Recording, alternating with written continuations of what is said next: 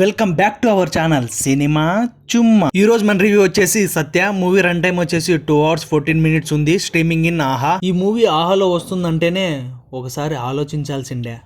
చూశాక తెలిసింది ఏంట్రా ఇది. మూవీ అయితే నాకు నచ్చలేదు గాయస్. స్టోరీ ఏంటంటే ఒక ఫ్యామిలీ ఉంటుంది. అందులో నాన్న, అమ్మ, ఒక తమ్ముడు, ఒక అక్కుంటారు. ఈ ఫ్యామిలీ అంతా దోబీ వర్క్ చేస్తుంటారు. దోబీ అంటే బట్టలు వాష్ చేసి ఐరన్ చేసి ఇవ్వడం అనమాట.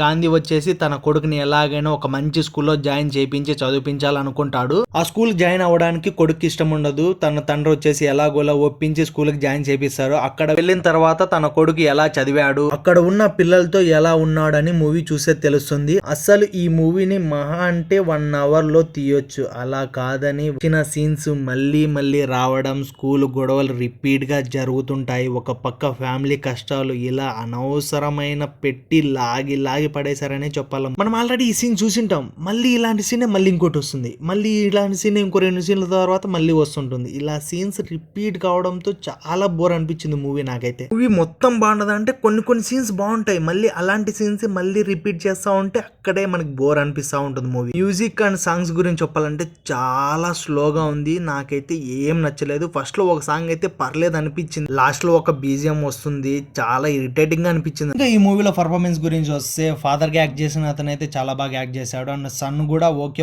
అనిపించింది. హీరోయిన్ నాకైతే నచ్చలేదు. మిగతా వాళ్ళంతా ఓకే. ఈ మూవీ అయితే ఫ్యామిలీతో చూడొచ్చు. No adult scenes. So that's it guys. ఈ మూవీ రివ్యూ మీకు నచ్చితే లైక్ చేయండి. మరిన్ని రివ్యూస్ కోసం మన ఛానల్ ని సబ్స్క్రైబ్ చేసుకోండి గైస్.